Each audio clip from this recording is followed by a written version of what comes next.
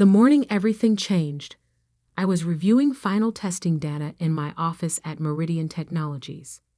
My coffee had long gone cold, forgotten amid the excitement of what these numbers meant. After 3 years of research, countless sleepless nights, and more failures than I cared to count, Project Aurora was finally complete. I'm Dr. Alexandra Morgan, though most people at Meridian just called me Alex. For the past 5 years, I'd led their research division, specializing in quantum computing applications. But Aurora was different. It wasn't just another project, it was revolutionary. A breakthrough in quantum encryption that could transform digital security as we knew it. The knock on my door came at exactly 9:17 a.m. Marcus Sterling, my direct supervisor and Meridian's chief innovation officer, didn't wait for my response before striding in.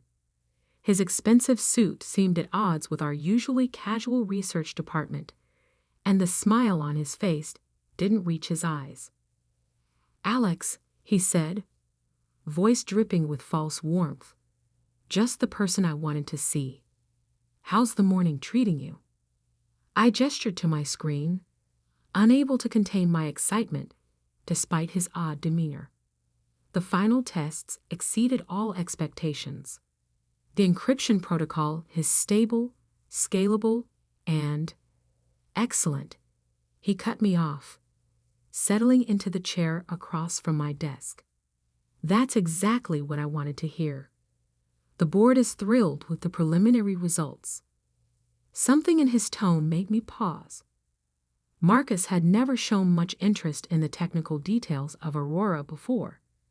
In fact, he'd spent the past year trying to convince the board to cut its funding, arguing it was too theoretical, too risky. "They're already talking partnerships," he continued, examining his cufflinks. "Tech giants, government contracts. This could be worth billions." "That's wonderful," I said carefully. "I've prepared a comprehensive presentation for next week's investor meeting. There are some key technical considerations we should." About that, Marcus interrupted again, finally meeting my eyes. "There's been a change of plans. The board feels we need a different approach for the commercial phase. Something more corporate." My stomach tightened. I'd seen this before. Brilliant researchers pushed aside once their work showed promise, replaced by sleek executives who knew how to work a boardroom. "I don't understand," I said, though part of me already did. "This is my project. I designed the core algorithms, built the team." "Was your project," Marcus corrected, his fake smile finally dropping. "Effective immediately, you're being terminated from your position at Meridian Technologies." The words hit like a physical blow, but I forced myself to stay calm. "On what grounds?" He slid a document across my desk. "Restructuring. Your research role is being eliminated in favor of a more commercial focus. You'll receive 3 months severance, standard NDA, non-compete, the usual." I picked up the paper, scanning it without really reading. My mind was already racing ahead, connecting dots I should have seen months ago. The sudden interest in Aurora's progress, the new lawyers appearing on our floor, Marcus's increasing questions about documentation. "The security team will escort you out," he said, standing. "Don't bother with the presentation materials. We'll handle everything from here." I looked up at him then, and something in my expression made him falter slightly. "Of course," I said softly. "I understand completely." His eyes narrowed at my calm. He'd expected tears, protests, maybe even begging. Instead, I simply began packing my personal items into a box. "I'll need your security badge and laptop," he added, trying to regain his superior tone. I handed them over without comment. He didn't know about my personal laptop at home. the one where I'd documented every step of Aurora's development. He didn't know about the patent application I'd quietly filed 6 months ago, when I first noticed him taking unusual interest in my progress reports. Most importantly, he didn't know that I'd designed Aurora's core architecture to be dependent on a master key, one that existed only in my mind. As security walked me to my car, I caught glimpses of my team through the glass walls. Maria, my lead developer, looked close to tears. James from Quantum Systems was arguing with his supervisor. They were good people, brilliant scientists. I hoped they'd forgive me for what was coming. I drove home in a daze, the box of belongings in my passenger seat feeling impossibly light for 5 years of work. But as I pulled into my driveway, a strange sense of calm settled over me. Marcus thought he'd won, thought he'd secured Aurora for Meridian's profit. He had no idea he'd just started a chain of events that would shake the entire industry. My phone buzzed, a text from Maria. "This isn't right. Tell me you have a plan." I smiled, thinking of the patent documents safely filed with the USPTO, the backup drives hidden in my home safe, and the fundamental flaw in Marcus's understanding of how Aurora actually worked. "Don't worry," I texted back. "Everything's going exactly as it should." That evening, I sat in my home office, surrounded by years of research notes and development logs. On my screen, a notification blinked. Patent application status. Processing complete. I took a sip of wine and began composing an email to my patent attorney. Marcus wanted to play corporate chess? Fine. But he was about to learn that in this game, the queen was the most powerful piece on the board. Tomorrow, Meridian would start their grand plans to monetize Aurora. Next week, they'd discover exactly who owned the rights to the technology. And in between, well, that's when things would get really interesting. The morning after my termination, I woke to 17 missed calls and an inbox full of urgent messages. Not from Meridian's HR or Marcus, those would come later. These were from tech journalists, industry analysts, and most interestingly, Meridian's top competitors. Word travels fast in quantum computing circles. By 8 a.m., 3 different news outlets had run stories about my surprise departure from Meridian, each speculating about the timing. After all, firing your head researcher right after a major breakthrough wasn't exactly subtle.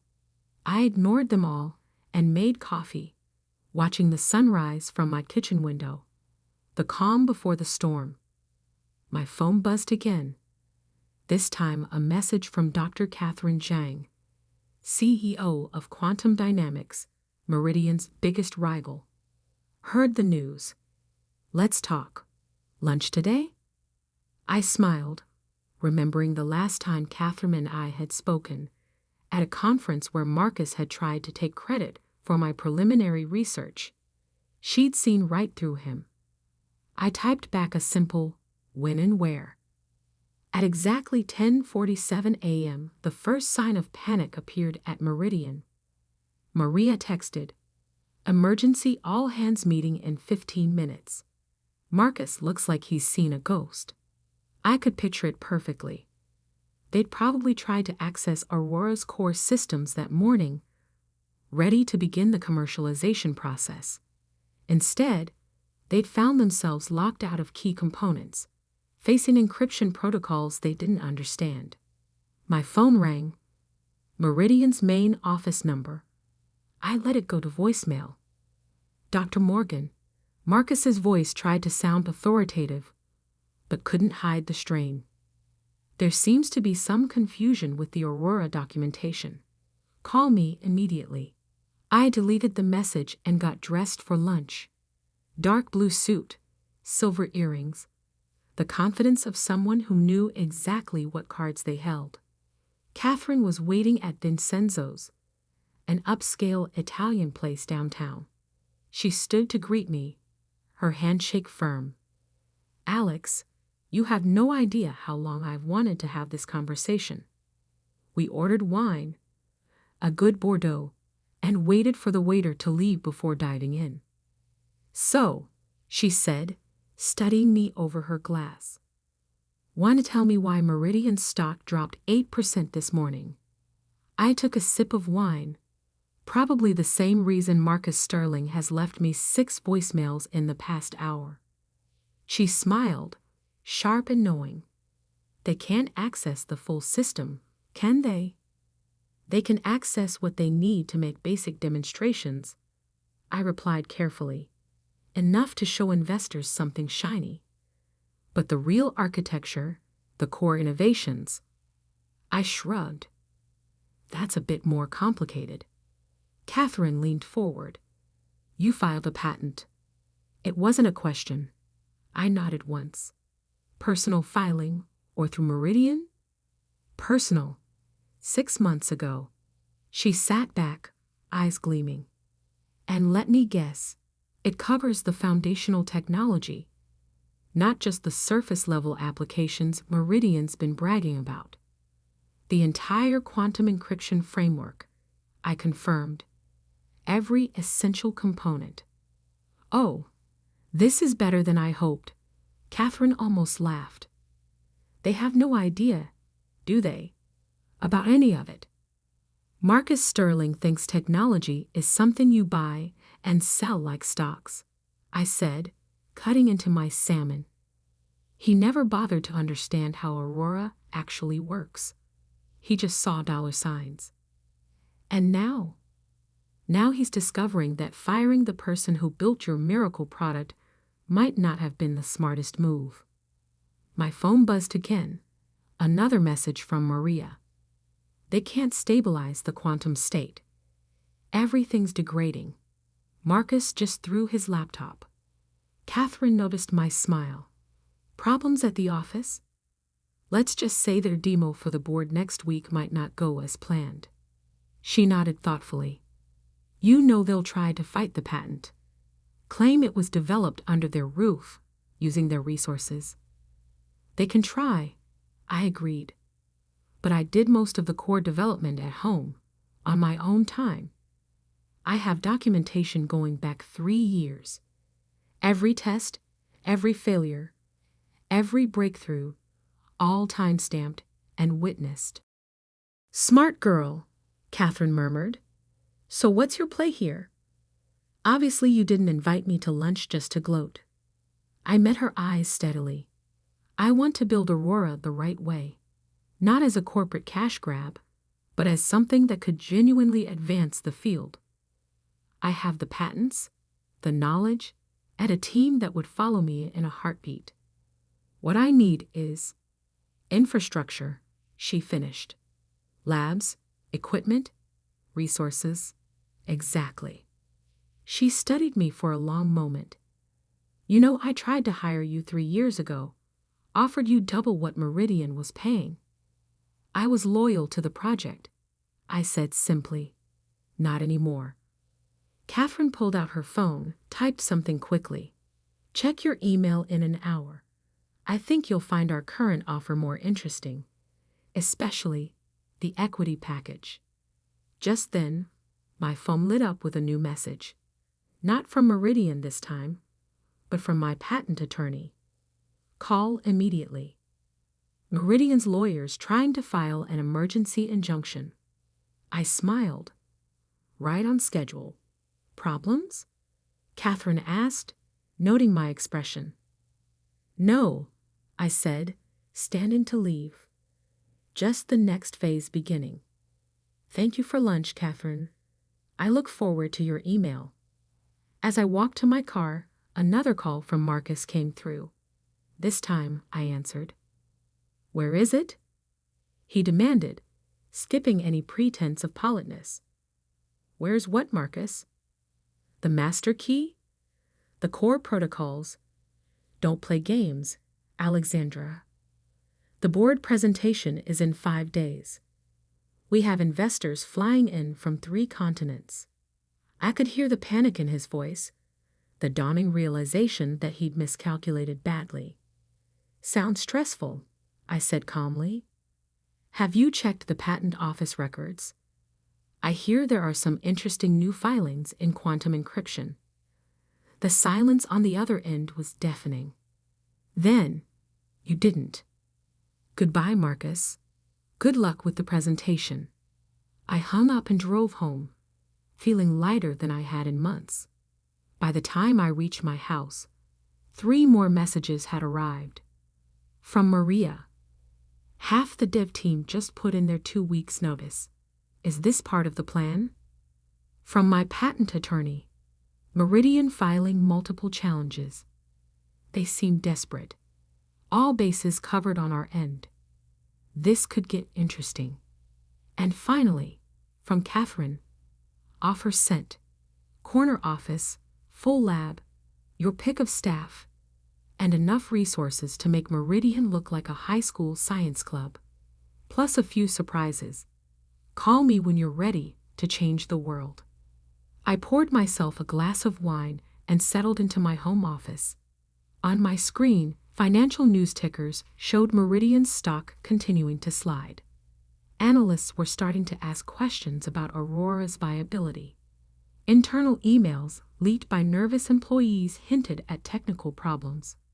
And in 5 days, Marcus would have to stand in front of the board and explain why their billion-dollar quantum encryption system was essentially worthless without its creator. I opened my laptop and began composing emails to my former team members. It was time to show them what Aurora could really do, not as a corporate asset, but as a revolution in quantum computing. The pieces were falling into place perfectly, but the real game was just beginning, and I had a feeling Marcus's panic was going to get much, much worse. The morning of Meridian's board presentation dawned clear and cold. I sat in Catherine's office at Quantum Dynamics, watching the sunrise paint the city's skyline in shades of gold. In 5 hours, Marcus would face the board, investors, and tech journalists to showcase Aurora's capabilities. Or at least, he would try. "Nervous?" Catherine asked, handing me a coffee. I shook my head, just ready for this to be over. My phone buzzed. Another update from Maria, who'd given notice at Meridian, but stayed just long enough to witness today's fallout. "Complete chaos here. Marcus has been rehearsing all night. They still can't stabilize the quantum states for more than 30 seconds. He's going to try to bluff through it." Over the past 5 days, Meridian's carefully constructed facade had crumbled piece by piece. First, their legal challenge to my patent had been rejected. My documentation was too thorough, my independent development too well proven. Then their attempts to recreate Aurora's core architecture had failed spectacularly, exposing just how little they understood about the system they claimed to control.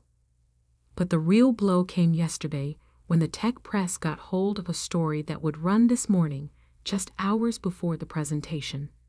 I pulled it up on my tablet.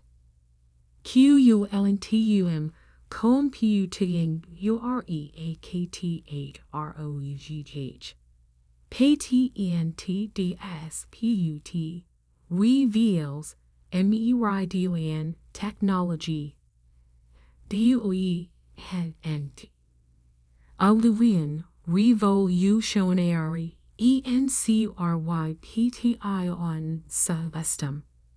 The article detailed everything: my firing, the patent filing, and most damaging of all, quotes from anonymous Meridian employees about Marcus's pattern of taking credit for others' innovations. "Your timing is impressive," Catherine observed, reading over my shoulder. "The board won't see this until they're already in the presentation room." I smiled faintly. Marcus always said timing was everything in business. My phone lit up again. A message from James in Quantum Systems. "They're doing final tests. Nothing works. Marcus just fired 3 developers for incompetence. Half the team walked out. Catherine checked her watch. Speaking of timing, are you ready? I stood, smoothing my dress. Let's go change the future of quantum computing. The drive to Meridian's headquarters was surreal. Security didn't stop us. Catherine Zhang was too well known in the industry to be questioned. We took the elevator to the executive floor, where nervous employees scattered at the sight of me. Through the glass walls of the main conference room, I could see them setting up. Marcus paced like a caged animal, barking orders at terrified techs. Board members filed in, followed by investors and journalists. The tension was thick enough to cut. Dr. Morgan. I turned to find Robert Wells, Meridian CEO, standing behind me. His face was grave. You've created quite a situation, he said quietly. No, I corrected him. Marcus created this situation. I just refuse to be erased. He nodded slowly. The board has questions. Many questions. I'm sure they do. Especially about the 100 million in pre-orders Meridian accepted for technology they don't actually own. Robert's jaw tightened. What do you want? To watch, I said simply, gesturing to the conference room. Then we'll talk. The presentation began exactly at 10 a.m. Marcus took the podium, his confidence clearly forced. I settled into a seat at the back, Catherine beside me, and watched the disaster unfold. Ladies and gentlemen, Marcus began, today we unveil the future of quantum encryption. For 10 minutes, he managed to maintain the illusion, showing slides, quoting statistics, promising revolution. Then came the demonstration. The system started up smoothly enough. The basic interface I designed was functioning.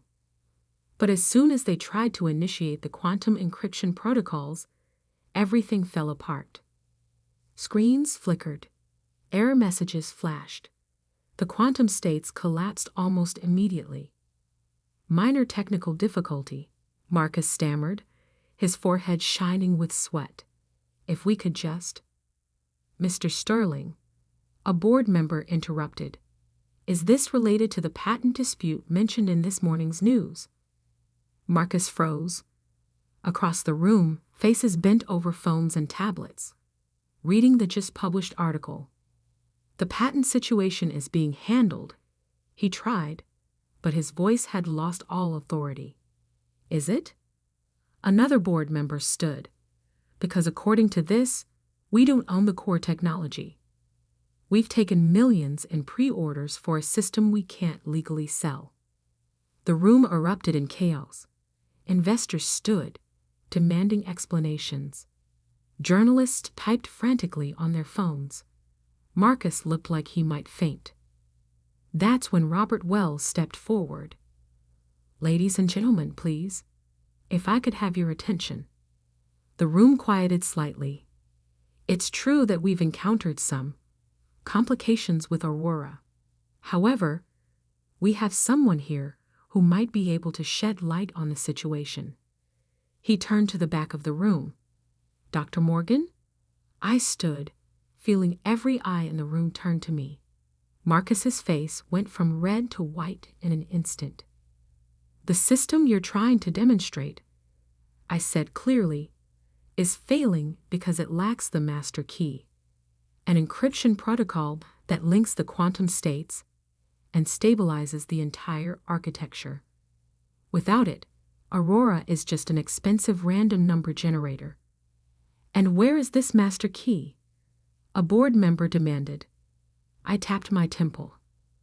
Right here, along with every detail of how Aurora really works, details that are now legally protected under my patent. Marcus finally found his voice. This is absurd.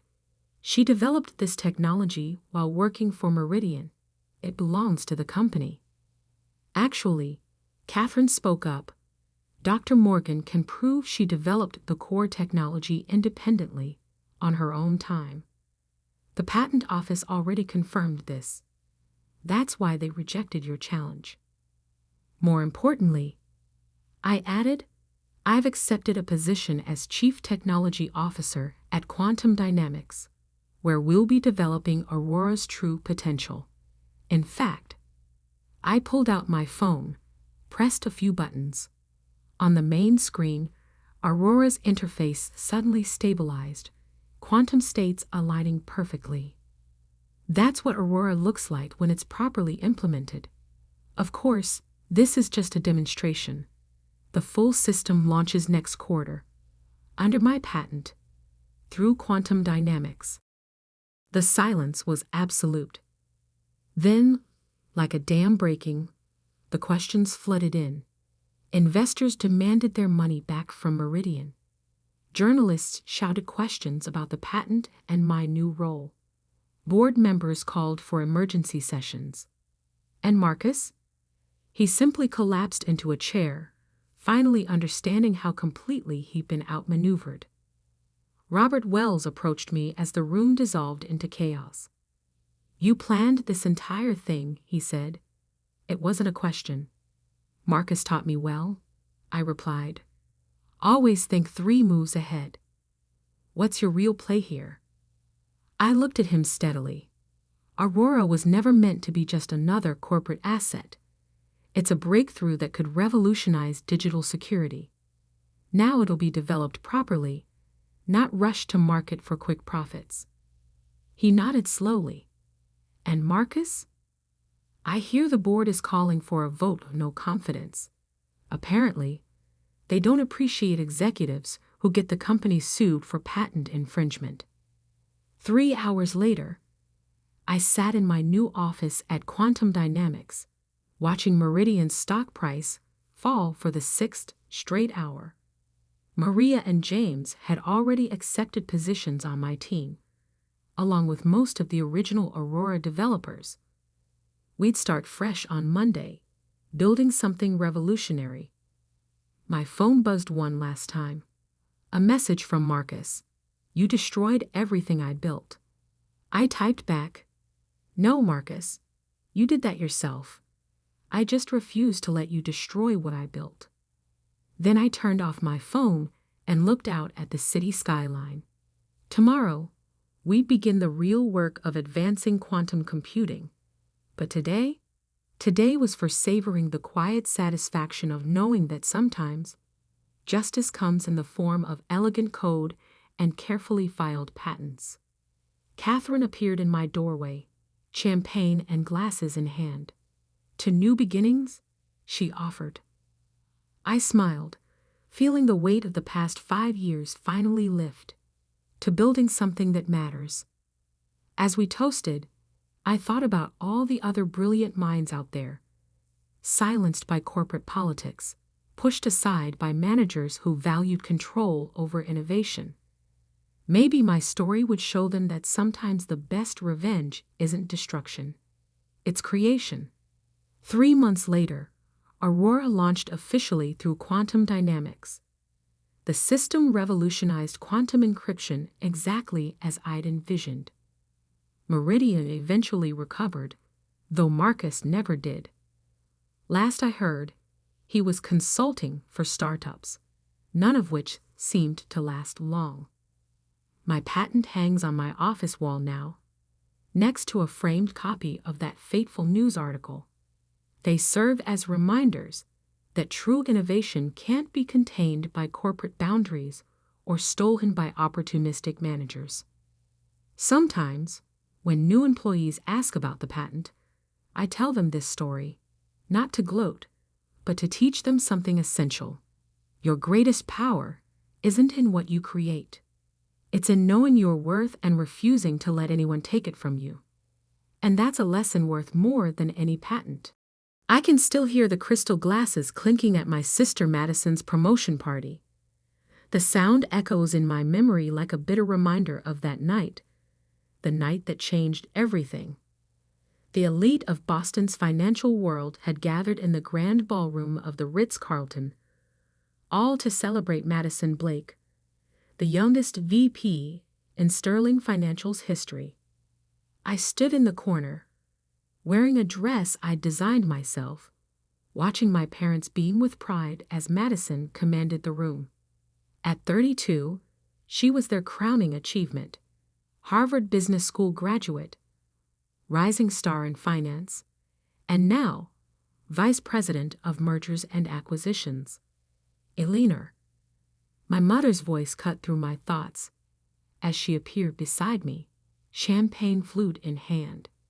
At least fix your hair. Everyone here is a potential investor. I resisted the urge to touch the dark curls I'd carefully styled. My hair is fine, Mom. Fine isn't good enough in this world, she sighed, smoothing her own perfectly coiffed silver hair. Look at your sister. She understands presentation, networking. At least one daughter made it. The words stung, even though I'd heard variations of them for years. Ever since I'd turned down a position at a prestigious consulting firm to start my own business, I'd been the family disappointment. Never mind that my online fashion platform was growing steadily. In their world, if you couldn't see the corner office, success didn't exist. Ellie? Madison's voice carried across the room as she approached, her Louboutins clicking against the marble floor. Come meet Richard Sterling. He's interested in hearing about your little website. I forced a smile as she dragged me toward a distinguished-looking man in his 60s. Richard Sterling owned half of Boston's financial district, including the building where Madison now had her corner office. So, he said, peering at me over his glasses, Madison tells me you run some sort of fashion blog? Actually, I started. Stitch and Style is a technology platform that connects independent designers with... Oh, how fun, he interrupted, already looking past me for someone more important. A hobby business. Well, keep at it.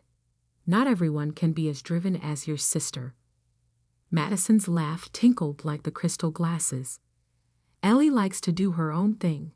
But enough about that. Did you hear about the Maxwell merger? I excused myself and headed for the bar, needing something stronger than champagne. The bartender had just handed me a gin and tonic when I overheard two men in suits talking nearby. The numbers on the Maxwell deal seemed too good to be true, one muttered. Everything about Sterling's golden girl seems too good to be true, the other replied. But who's going to question success? I filed the conversation away, along with the dozens of other whispers I'd been collecting over the past year. Something about Madison's meteoric rise didn't add up, but nobody wanted to look too closely at a winning streak. My phone buzzed. A notification from my company's analytics dashboard. Another spike in user engagement. While Madison worked in her glass tower moving imaginary millions around, I was building something real. Not that my family would ever understand that. Still checking your Instagram likes. Madison appeared beside me, her smile sharp. You should really think about getting a real job, Ellie. I could put in a word at Sterling. I have a real job, I replied evenly. In fact, we just closed our series of funding round. Her perfectly shaped eyebrows rose slightly. Oh, someone actually invested in your little project. Several someones. We raised $12 million. For a moment, her mask slipped. Something dark flashed across her face before the smile returned. How sweet. Well, don't let it go to your head. The tech bubble always bursts eventually. She sauntered away to rejoin her admirers, but not before I caught a glimpse of something else in her expression. Fear. It was gone so quickly, I might have imagined it, but it made me think of all those whispers, all those numbers that seemed too good to be true. Later that night, in my downtown loft that doubled as Stitch and Style's office, I opened my laptop and began digging. Madison had always been driven, but lately, her success had taken on a frantic edge. The Maxwell merger she'd orchestrated had made headlines for its unprecedented returns. Every deal she touched turned to gold, almost as if. A knock at my door interrupted my thoughts. When I opened it, I found an envelope on the floor. No sender, no markings. Inside was a USB drive and a note. Your sister isn't as golden as she seems. If you want the truth, look at the attached files. I stared at the drive for a long time before plugging it in. Years of working in tech had taught me about security risks, but something told me this was important. As files filled my screen, spreadsheets, emails, bank statements, my hands began to shake. The perfect daughter, the family success story, was nothing but a carefully constructed lie, and I was holding proof that would bring it all crashing down. My phone rang, making me jump. It was Madison. I hope you're not planning to do anything stupid with the information you just received, she said without preamble. My blood ran cold. How did you? I have eyes everywhere, little sister. Remember that. Now, delete those files and forget about them. Focus on your cute little fashion website and stay out of my business. She hung up before I could respond. I sat in the darkness of my loft, staring at my screen where evidence of her fraud glowed accusingly. She thought she could intimidate me, just like she always had. She thought I was still the quiet sister who played it safe. But she had no idea what I'd been building in the shadows while she basked in her false spotlight. She had no idea that I'd been preparing for this moment, gathering my own resources, building my own empire. I picked up my phone and dialed a number I'd been saving for a special occasion. Ms. Jang, this is Eleanor Blake. I believe we need to talk about Sterling Financial and my sister. Ms. Dang, one of the most ruthless corporate raiders in the business, had been following my company's progress with interest. She'd offered to back me in any venture I chose. I'd been waiting for the right opportunity. I was wondering when you'd call, she said. I assume you've seen the evidence?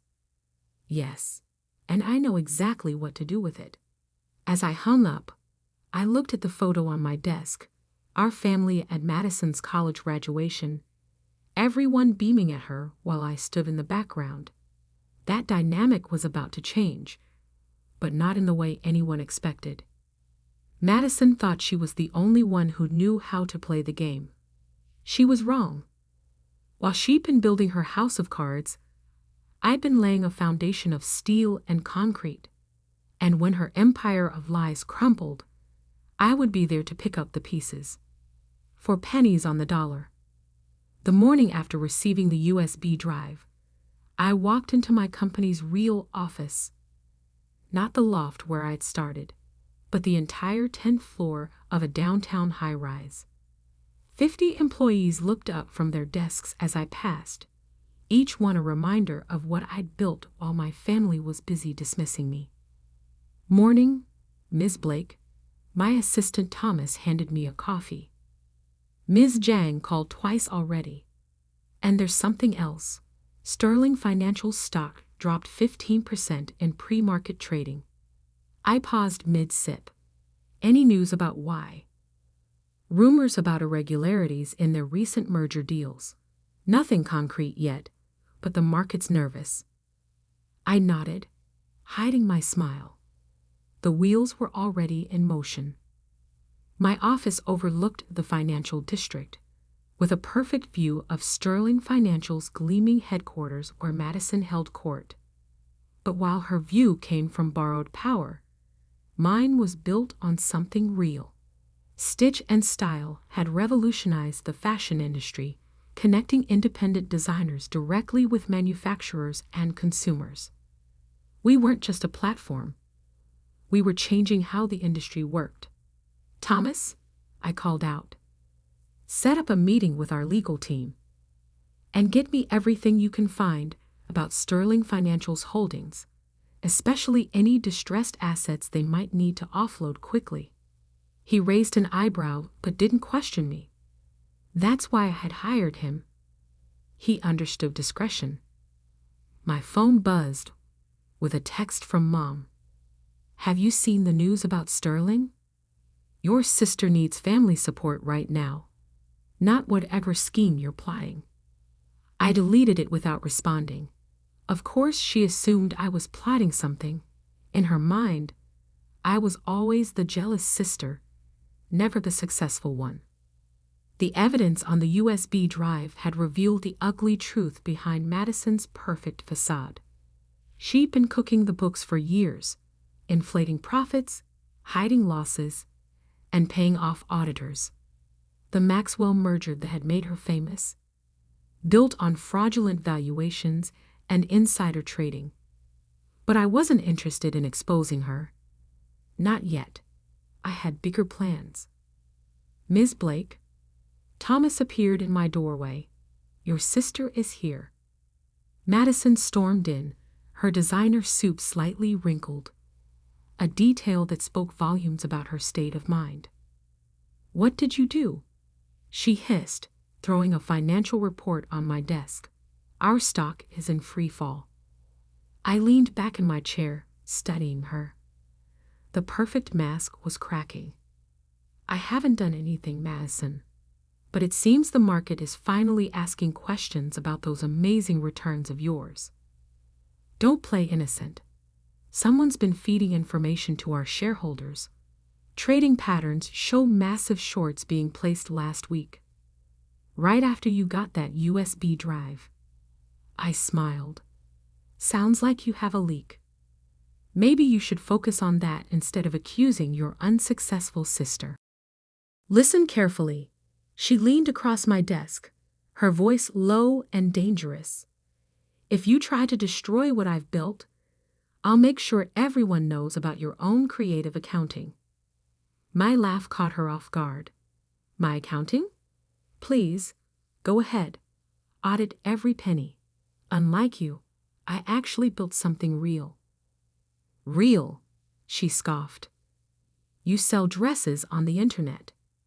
No, I created a technology that's revolutionizing an entire industry. But you'd know that if you or our parents ever bothered to understand what I do.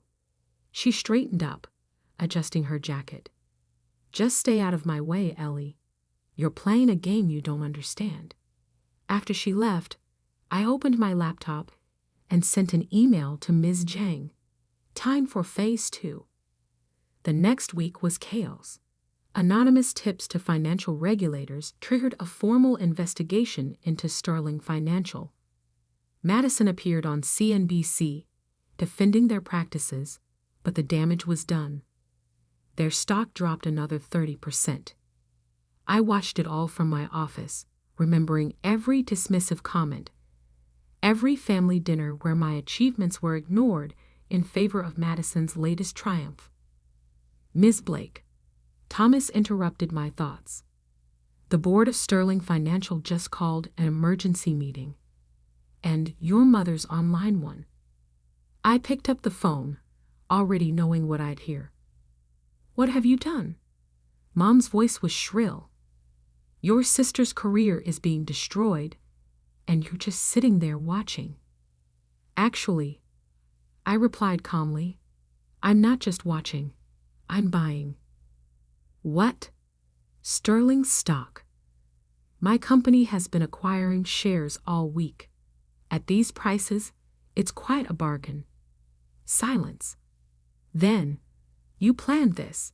You're trying to take over Sterling Financial. No, Mom. Madison destroyed Sterling Financial. I'm just here to pick up the pieces. I hung up and turned to Thomas. Get me Ms. Jang.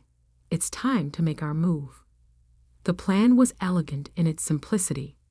While Madison had been building her house of cards, I had been quietly amassing resources. Stitch and Style's success had given me significant capital, and Ms. Zhang's backing provided the rest. Now, with Sterling's stock in free fall, we could acquire controlling interest for a fraction of its real value. But first, the final blow had to fall. I opened the USB drive and began forwarding its contents to federal regulators. Within hours, the story broke across all major news networks. Sterling Financial BPACUSED of massive FRAD. Meridian BLAK. The fall of a financial prototype. SECLAUNCESCRMINDL NVESTIG into Sterling DELINGs. My phone exploded with messages from family members. I ignored them all except one. From my father. "You're no longer my daughter." I stared at those words for a long time before replying. "I never was. Madison was your only daughter. I was just the disappointment who built an empire while you weren't watching."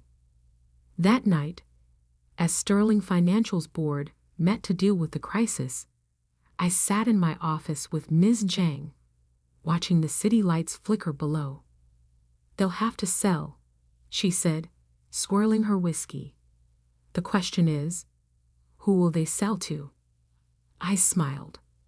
"They'll sell to Phoenix Acquisitions." "Your shell company," she nodded approvingly. "They won't know it's you until it's too late." "Exactly.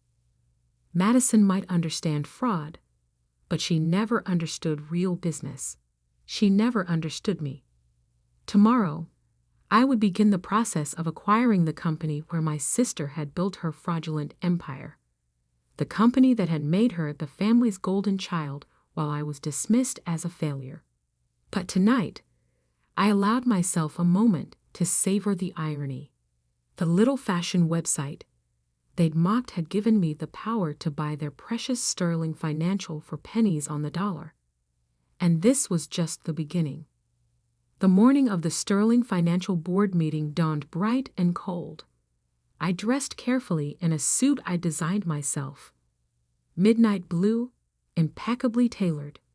Today, I would step out of the shadows and into my full power. The lobby of Sterling Financial was chaos. Reporters crowded the entrance, cameras flashing. Security guards struggled to maintain order as protesters waved signs demanding justice for defrauded investors. I walked through it all, Thomas at my side carrying the acquisition paperwork.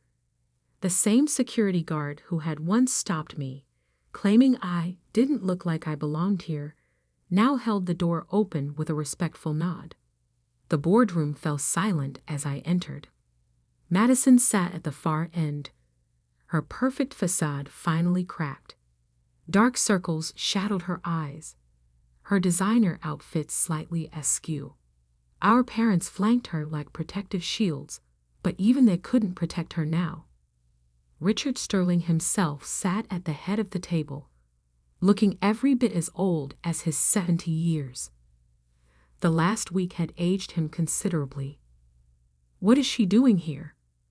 Mom demanded, standing up. "This is a private board meeting." I took a seat directly opposite Madison. "I'm here representing Phoenix Acquisitions. We own 30% of Sterling Financial's shares, which entitles us to a seat at this table." "Phoenix Acquisitions?" Madison's voice cracked. "That's impossible. They're the ones who've been buying up our stock." I smiled, sliding a document across the table. "Not just buying. As of this morning, we've made an offer to acquire controlling interest in Sterling Financial. The paperwork is all there." The room erupted in chaos. Board members frantically flipped through the documents while Madison stared at me, realization dawning in her eyes. "You," she whispered. "You're Phoenix. Surprise, sister dear." Richard Sterling cleared his throat. "The offer appears legitimate. Given our current situation, the board must consider it. You can't be serious. Madison slammed her hand on the table. She orchestrated this whole thing. She's trying to steal my company. Your company? I laughed softly. You mean the company you nearly destroyed with your fraud? The company whose stock is worth less than half what it was 2 weeks ago? That company? Our father stood up, his face red with anger. How dare you come in here like this? After what you've done to your sister? What I've done? I met his gaze steadily. I built a legitimate billion-dollar company while you were all fawning over Madison's house of cards. I created real value while she created fake profits. The only thing I'm guilty of is seeing an opportunity when it presented itself. The board needs to discuss this privately, Richard Sterling announced. Ms. Blake, both Ms. Blakes, please wait outside. In the hallway, Madison grabbed my arm. Why? Why did you do this to me? To you? I pulled free from her grip. This isn't about you, Madison. It never was. This is about building something real, something lasting, something you never understood. I built something real. I was successful. You built a pyramid scheme in a designer suit. I corrected her. And now, it's crumbling, just like every house of cards eventually does. Our mother approached, her heels clicking angrily on the marble floor. Your father and I will never forgive you for this betrayal. I smiled sadly, like you never forgave me for choosing my own path, for building something you couldn't understand or control. I stopped needing your forgiveness a long time ago. The boardroom doors opened. Richard Sterling emerged, looking grave. The board has voted to accept Phoenix Acquisition's offer, he announced. Given the circumstances, we feel it's in the best interest of our shareholders. Madison crumpled into a nearby chair, her perfect world finally shattered completely. I turned to Thomas. Please escort the former VP to clear out her office and call security. I want all her files preserved for the federal investigation. You can't do this. Madison shrieked as security approached. This is my company. Not anymore, I replied calmly. Oh, and Madison? The corner office has a lovely view. I think I'll keep it. Over the next few hours, I watched from my new office as Madison was escorted from the building, carrying a box of personal items. Our parents left shortly after, not even glancing up at my window. My phone buzzed. A text from Ms. Zhang. Beautifully executed. Your sister never saw it coming. I smiled, remembering all those family dinners where they dismissed my little website. Now Stitch in Style was worth billions, and I'd just acquired one of Boston's oldest financial institutions. The next morning, the headlines told the story. Tech in your EQIRES STERLING financial Eleanor BLAK from Fayion STRTUP to financial POWERATOUSE Sterling SVANDAL 1 STER falls as ANO Daver rises. A week later, I received an invitation to a family dinner. I almost laughed at their predictability. Now that I'd proven my success, they wanted to reconcile. I sent back a simple response. Too busy running 2 companies. Maybe next time. Madison eventually pleaded guilty to multiple counts of securities fraud. She served 5 years in a minimum security prison. Our parents sold their house to pay legal bills and moved to Florida, where they presumably still tell everyone about their successful daughter. Only now they mean me, though they never mention how I achieved that success. As for me, I merged Sterling's legitimate assets with my tech empire, creating something entirely new. The same analysts who once dismissed me as a fashion blogger now write lengthy profiles about my business genius. But the real victory wasn't in the acquisition or the headlines. It was in proving that success doesn't always wear a designer suit or work in a corner office. Sometimes it builds quietly, steadily, until it's strong enough to reshape the world. Last week, I received a letter from Madison, newly released from prison. "I understand now," she wrote. "You aren't just building a company. You are building revenge." I didn't bother responding. She still didn't get it. This was never about revenge. It was about creation versus destruction, substance versus appearance, truth versus lies. In my new office, high above Boston's financial district, I keep a photo from Madison's promotion party, the night she was celebrated while I stood in the corner, supposedly jealous of her success. I keep it to remind myself that true power doesn't need to announce itself. It builds in silence, grows in shadow, until it's ready to step into the light. Sometimes I think about that night, about Mom's words. At least one daughter made it. She was right, just not in the way she thought.